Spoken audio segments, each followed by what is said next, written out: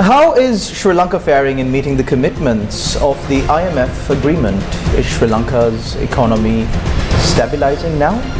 A very good evening and welcome to Primetime News on TV1. We've got the details of these stories and much more lined up for you tonight. With me is my co-anchor Mariam Gunujai. Good evening, Mariam. A very good evening, Shalan, and a very good Sunday evening to all our viewers out there.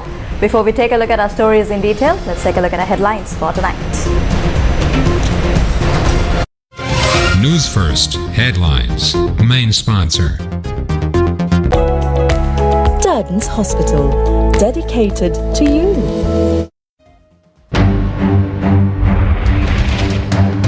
Will not allow the Broadcasting Regulatory Commission Act to be passed in Parliament, a statement by Kumara Disanayaka. Ruwan Wijewardena explains the intentions of the President in attempting to bring in regulations for media.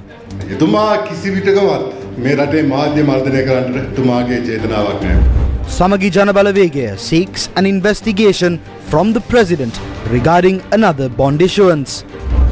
Government fails to meet 3 commitments of the IMF agreement, Verity Research reveals.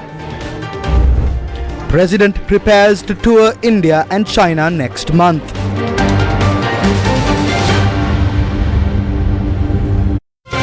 News First Headlines. Main sponsor.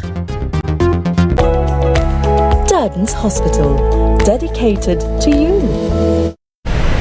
On to your lead story this evening. Leader of the Jatika Janabalawegaya, Kumara Disanayaka, says that the general public should not fall prey to racial clashes instigated to secure power.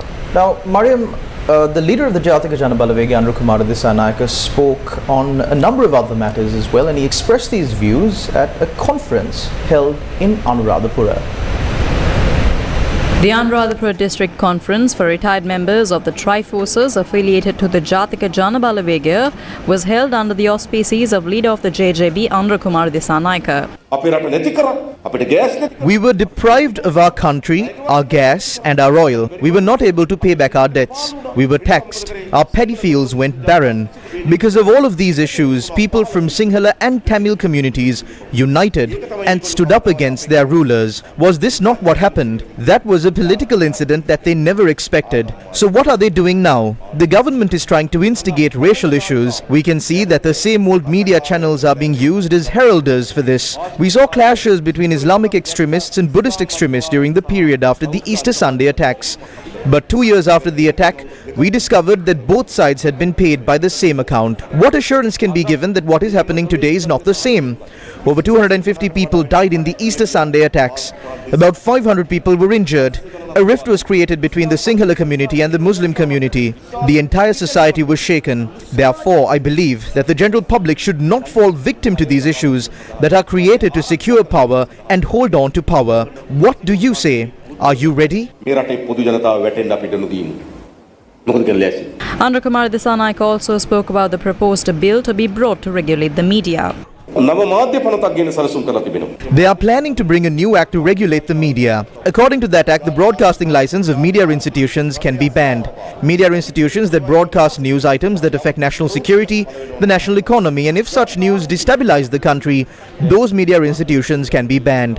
When speaking about national economy, let's say that the Bank of Ceylon and the People's Bank are planning on cutting off the debt given to the government in line with the IMF program.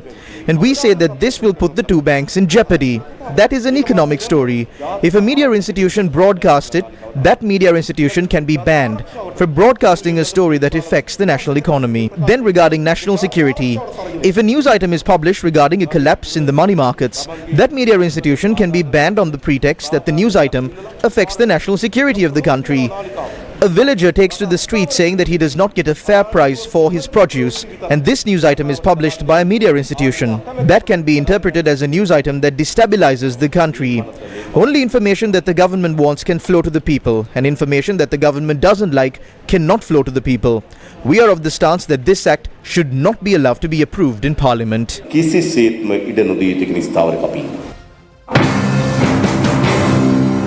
The Harispattu Balamandala meeting of the Sri Lanka Podujana Peramuna was chaired by the General Secretary of the SLPP, Attorney Sagara Karivasam. Media cannot broadcast wrong information.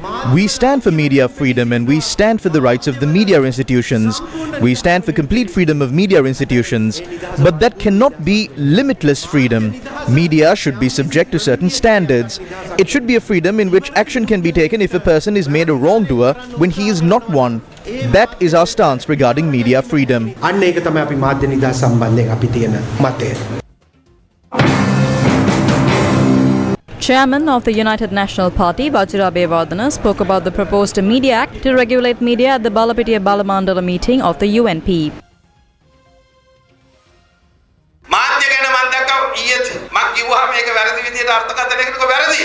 ලංකාවට I saw that the statement I made regarding media was misinterpreted yesterday. Sri Lanka needs laws to regulate media. Media was brought to the country by J.R. Jayawardena. Television was brought to Sri Lanka as a gift from Japan. Towers were fixed at Piduru-Talagala and Torrington, and now television channels can operate. When this was brought back in the day, people scolded him. But today, the children of those who scolded J.R. Jayawardena are owners of media institutions. The country needs a law. The country needs discipline. The laws that govern media in Singapore are needed here in Sri Lanka. It is only then that a good media culture can be created where media institutions act responsibly. අවශ්‍යයි. ඒ වාවහම තමයි රටක් දියුණු වෙන්නේ. ඉතින් මාධ්‍ය වැරදි විදියට අර්ථකථනය කරන්න යන්න එපා. හොඳ මාධ්‍යයක් අවශ්‍යයි. Deputy Leader of the United National Party, Ruwan Vijayawardene, expressed these views today.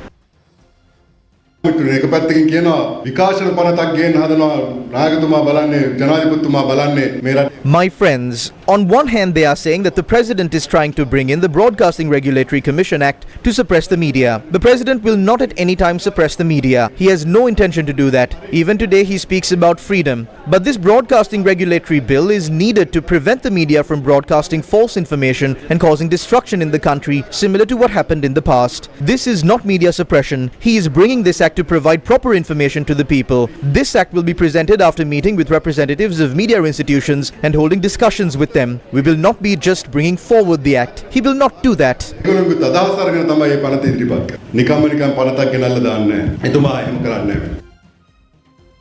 The freedom of thought and expression are hallmarks of a modern and developed democracy. This right is enshrined in the most supreme law of the country, the Constitution of Sri Lanka. Media is considered the fourth pillar of the state. At a time when the government is pleading for money from international organizations like the IMF, the World Bank and the European Union, the general public are skeptic about these draconian laws mooted by the government. A government is established based on a social contract with the people and politicians. In that social contract, the general public temporarily entrusts their sovereignty and the responsibility to ensure their freedom and their security to a select few. If the aspirations of the people are not met, that social contract is broken. Decisions taken by individuals who hold public office without a social contract with the people or a mandate of the people cannot be considered democratic decisions. A fundamental feature of a democratic political framework is the sovereignty of the people. The people are very well aware of the intentions of the government when they try to bring acts like the Anti-Terrorism Act and the Broadcasting Regulatory Commission Act that have been rejected even internationally. Are these individuals who speak about regulating the media holding public office after being elected to office through an election? Or did they rise to power after a struggle spearheaded by the people? We continue to stress that the proposed Broadcasting Regulatory Commission Act is not being brought against the media, but against you, our viewers, your children, professionals, fishermen, farmers, laborers, the youth, and countless generations of Sri Lankans to come. If such acts that are a result of political deals are enforced in the country, Sri Lanka will undoubtedly become a state like North Korea, just like the article published by the Maubima newspaper predicted. It's almost obvious that one cannot expect anything different from politicians that were rejected by the people. This could be something done to exact revenge on the general public. However, the general public continues to watch closely the conduct of their representatives who they elected to parliament in the face of these draconian laws. We continue to stress that this act is not intended to set up a mere broadcasting regulatory commission. This is an act to destroy the freedom of the general public. If such acts are passed in Parliament for short-term gains, it will be a sin for which countless generations of Sri Lankans will have to pay. Our people have suffered enough. People are suffering because of the inept decisions of politicians. The people are now left with only their dignity and a limited amount of freedom. Do not steal that as well. Meanwhile, the Samagi Jana Balawegaya has demanded the President to conduct an investigation into a questionable bond issuance that took place in May this year. On the 31st, 160 billion rupees worth of bonds were purchased. On the 1st of June, bonds worth 40 billion rupees were purchased. These were purchased when the interest rate was 25.65%. The Monetary Board of the Central Bank decided to reduce the interest rates by 2.5% with effect from the night of the 1st of June. The Central Bank couldn't just delay that for one more day. The former Deputy Governor of the Central Bank says that if the Central Bank had delayed this by one day, they could have saved 5 billion rupees of the people's money.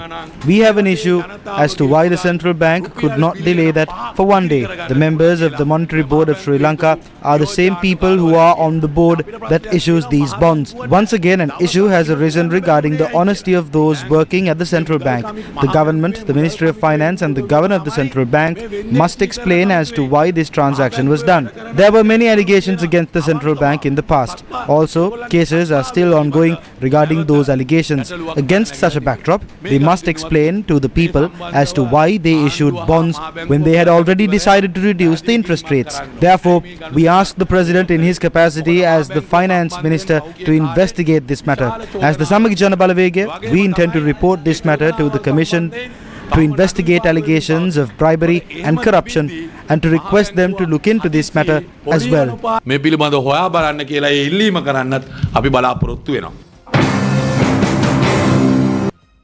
Meanwhile, Acting Finance Minister Shehan Semasinghe says that making statements that undermine the faith both locally and internationally in the economy of Sri Lanka that is reviving is unsuitable.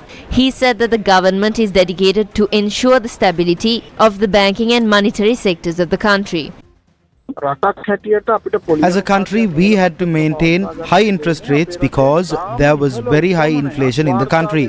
We had to use various methods and tactics to control inflation. Accordingly, with the interest rates being increased, there was a drop in the demand. Then in line with the drop in inflation, the interest rates were changed. Therefore, I believe that these interest rates will continue to be reduced. Inflation is dropping at a faster rate than what was expected because of the steps taken by the Central Bank and the government, and the local and international confidence in the fact that the economy of the country is stabilizing. Therefore, it is not right to publicize such false information.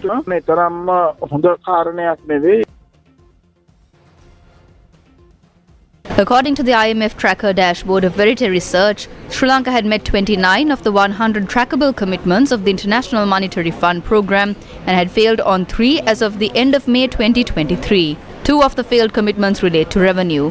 The first is to increase tax revenue to 2.1% of gross domestic product, or 650 billion rupees by March 2023. Total government tax revenue was only 578 billion rupees in the first quarter of 2023. The second commitment is to increase the tax rates pertaining to the betting and gaming levy in line with the May 30th tax proposal. The third unmet commitment was parliamentary approval of the new Central Bank Act, prepared in consultation with IMF staff. Even though a bill was published on the 7th of March, an amendment to the Act has not been made. 6 of the identified commitments had their progress status in the tracker classified as unknown as of end of May. This means the information required to make an assessment was not available. While this is an improvement on March and April, the lack of information is still a concern. The IMF tracker is the first and only platform in Sri Lanka which tracks 100 identified commitments recorded along with Sri Lanka's letter of intent to the IMF on the program approved on the 20th of March 2023. The platform is designed to assist the government and people of Sri Lanka as well as the IMF to better understand and track the progress made on these commitments. Meanwhile, the CEB United Trade Union Alliance says it will not allow the government to sell the CEB under the guise of restructuring it. A trade union conference regarding this is to be held on the 21st of July. The last time we had a meeting with the minister was on the 24th of April. He clearly stated that 9 companies will be established for electricity generation of the CEB, 2 companies for transition, 4 companies for the distribution of electricity. This is a sale of the CEB. This is not restructuring. Restructuring is the new word used by the government for the sale of assets. It is clear to us that it is a foreign company that is drafting this act. A committee is established. That committee is tasked with overlooking proof. We believe we will enter into decisive measures on the day this act is tabled in Parliament. We believe that you can pass it in Parliament. Pass it. But we will not allow this to be implemented outside of Parliament. We will get the approval from all CEB employees for the proposals of those strict measures. News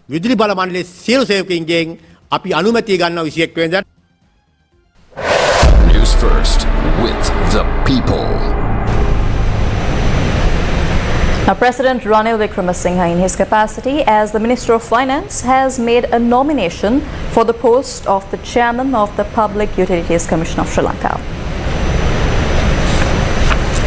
The Presidential Secretariat said that the nominee of the President has been sent to the Constitutional Council for approval. The Constitutional Council, chaired by Speaker Mahinda Yapa is due to convene on Tuesday and approve the nominee of the President to the post of Chairman of the PUCSL, according to a high-ranking official of the Presidential Secretariat. A professor at the University of Peradeniya has been nominated to this post. According to a report published on Hindustan Times, President Ranil Wickremesinghe is due to go on an official visit to India on the 21st of next month. According to the report, during his visit, President Wickremesinghe will call on the entire Indian leadership from President Draupadi Murmu and Prime Minister Narendra Modi, apart from holding delegation-level talks. According to the Hindustan Times, the President will be touring India after a year since the beginning of the economic crisis in the country. President Wickremesinghe will also travel to China in October to attend the Belt Road Initiative and meet President Xi Jinping for the first time after his appointment as Sri Lankan President. Foreign Minister President's Council Ali Sabri also confirmed that the President will tour India next month and visit China during the end of October. 2 people were admitted to hospital after sustaining injuries during a shooting in Borogodavatta, Minuwangoda last night.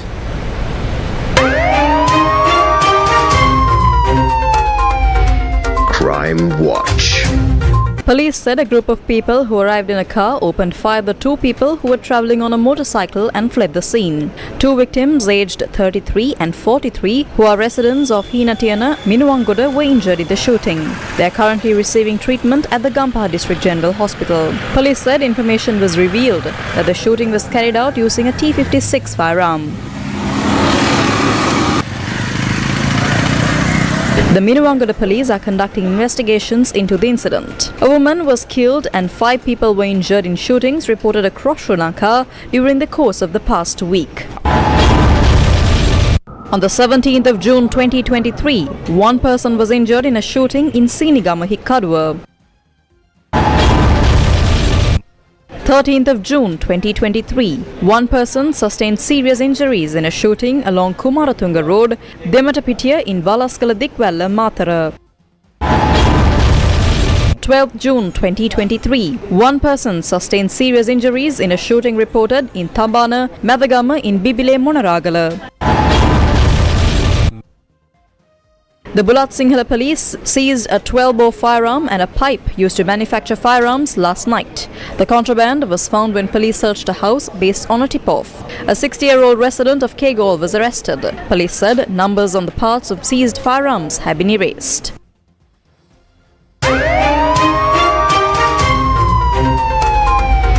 Crime Watch.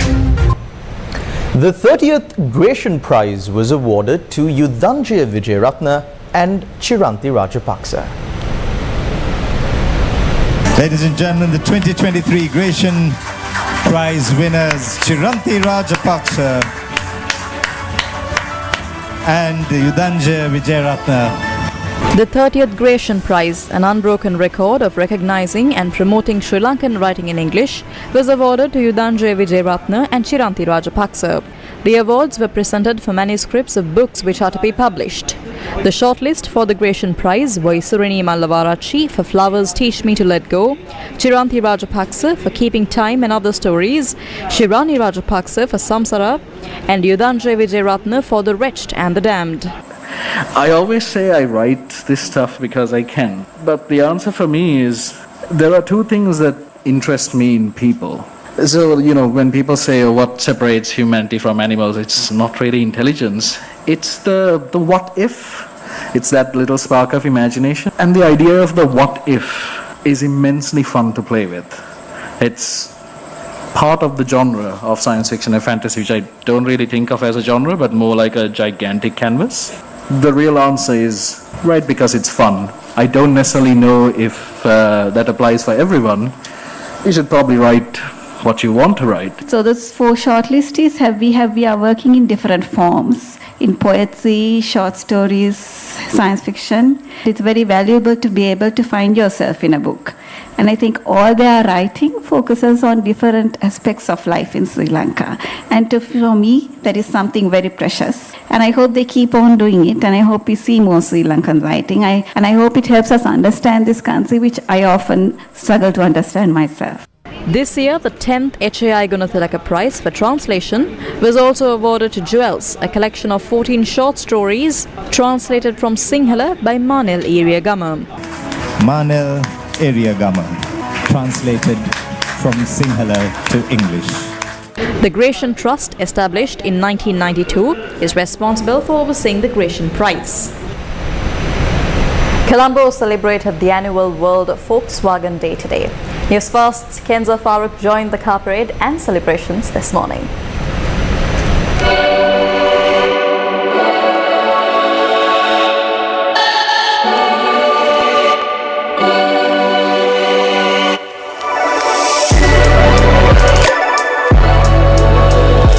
In line with Father's Day, the annual World Volkswagen Day was celebrated in Colombo on Sunday with a parade. The celebrations were held after a hiatus of a few years. As you can see right now, we have a whole line of Beetle cars behind us parading around Colombo. So today we're here celebrating 70 years of Volkswagen Beetle Club here in Colombo. So right now the car I am traveling is a model used by Hitler back in the war. Keeping up with the Silver Jubilee anniversary of the club and the 70th anniversary of the official import of Volkswagen to Sri Lanka, a special giveaway was held for members who joined the celebrations. A member of the club, Ruvan Punchiheva, was presented a prestigious award for his contributions as a club member. The celebrations concluded with a cook-off in line with World Father's Day.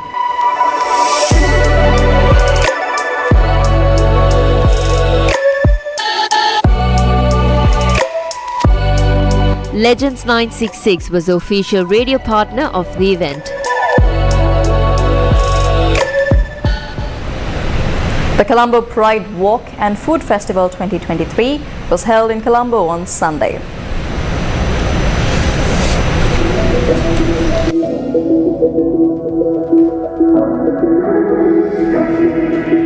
The Colombo Pride Walk, organized by Equal Ground Sri Lanka, was held in Colombo on Sunday. A food festival to celebrate Pride Month was also held following the walk.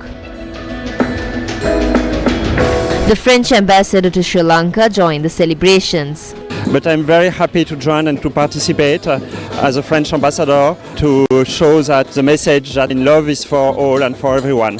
I think there was a great ambience. Everyone was happy to be here, happy to be together, to show some pride, and it was great, and I was really happy to participate in it.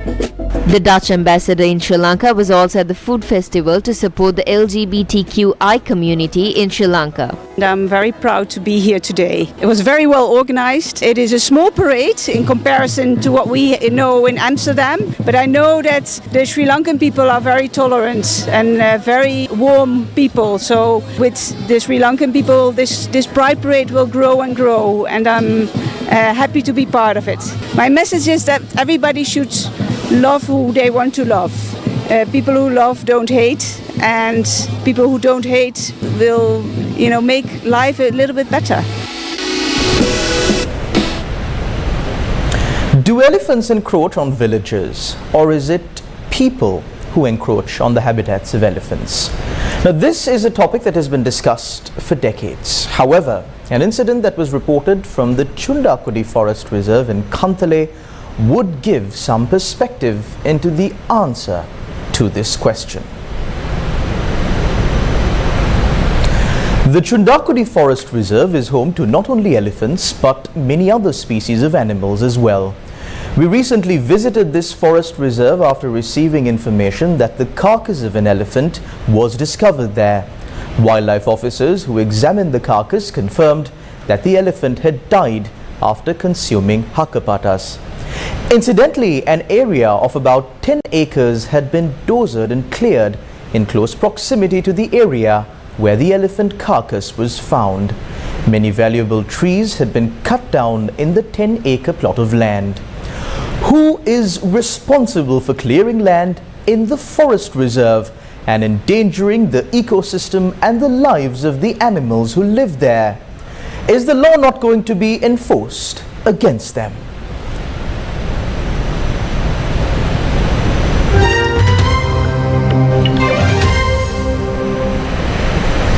In some international developments, U.S. Secretary of State Antony Blinken has met China's Foreign Minister Qin Gang in Beijing at the start of 2 days of talks with Chinese officials. The visit is the first by an American diplomat to China in almost 5 years. U.S. officials said the main goal of the talks is to stabilize a relationship that has become extremely tense. It comes nearly 5 months after an earlier Blinken visit was postponed following the flight of a suspected Chinese spy balloon in U.S. airspace. China's Foreign Minister Qin Gang and U.S. Secretary of State Antony Blinken shook hands as they stood before their respective flags and sat down with their delegations at long tables to begin their meetings. In news from neighboring India, 54 people have died and around 400 hospitalized in Uttar Pradesh's Bulletin in the last 3 days amid soaring temperatures in the district. After government doctors posted at the eastern Uttar Pradesh district said on record the deaths could be linked to a heat wave, a senior government doctor from Lucknow in charge of a probe committee formed to look into the matter today dismissed heat as a reason. Indian media quoted a senior government doctor as saying these do not appear to be heat wave related deaths because nearby districts facing similar conditions are not throwing up similar death figures. The initial symptoms were of chest pain mostly, which is not the first symptom for someone affected by a heat wave. He also claimed that the deaths could be water related. Early in the day, a chief medical superintendent ranked doctor was removed from his post after his on record statement saying many of the deaths were due to heat stroke went viral.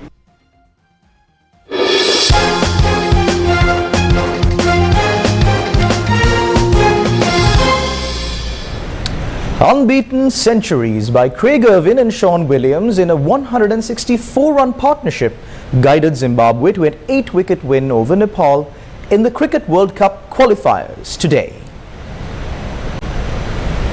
Chasing an imposing total of 290, Irwin hit a 128 ball, 121 featuring 15 fours and a 6, while Williams struck 102 off 70 balls as Zimbabwe reached 291 for the loss of 2 wickets with 35 balls remaining.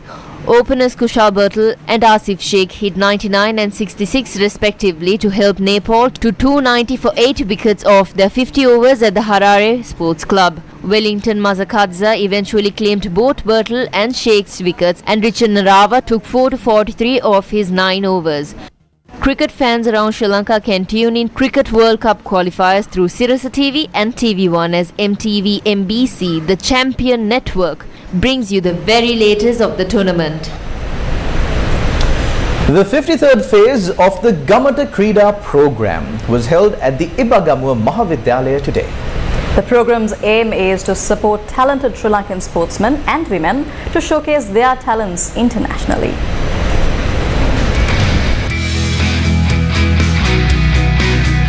The Gamata Krida program was organized by News First under the theme Up in Gamata, Gamin Ratata and was supported by SLT Mobitel. Today's training camp began after an opening ceremony organized by the students of the Ibagamu Madhya Vidyalaya. Chairman of the Sri Lankan Olympic Committee and veteran athlete Shriyani Kulavansha, former Sri Lanka fast bowler and fast bowling coach Anusha Samaranayaka, former Sri Lankan cricketer Dhammika Prasad, principal of the Ibagamu Madhya Vidyalaya KU Alawathegama, News First channel head Suranga Sena Nayaka, News First news director Gayan Sampath, Director of Programs at Sirasa TV Dharmashri Bandara Ekanayaka, News First news director Vasanta Pradeep Masinghage, and Deputy General Manager at SLT Mobitel Bandula Vitharana were among those who were present at the event. The training camp focuses on 6 sports including athletics, cricket, volleyball, netball, rugby and throwball. Experts in the sport including coaches and players were tasked with guiding these students to identify their talents and reach their true potential. Over 500 sportsmen and women from many schools in the area attended the Gamata Krida program.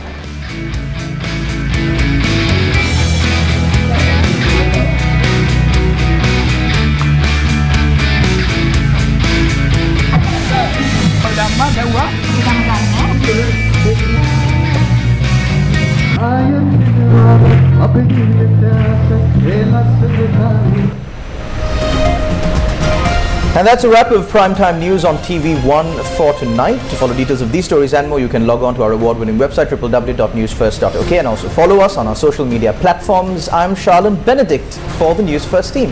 And I'm Mariam Ganavijaya. Good night.